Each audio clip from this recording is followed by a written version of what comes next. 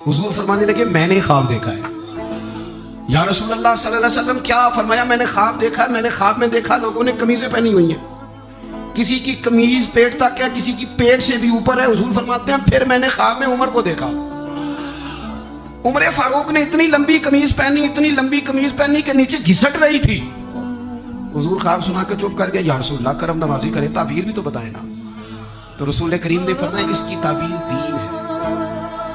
गोया फरमा रहे इतना लंबा कुर्ता हजरत उमर ने पहना है कि उमर तो दीन के अंदर लिपटे हुए हैं। सिरापा दीन, उठना दीन, बैठना दीन, बोलना दीन, आना दीन, फैसला करना दीन। उमर का हंस लेना भी दीन, उमर का रो देना भी दीन, फारूक आजम का बदर में खड़े होना भी दीन, ओहद में आना भी दीन।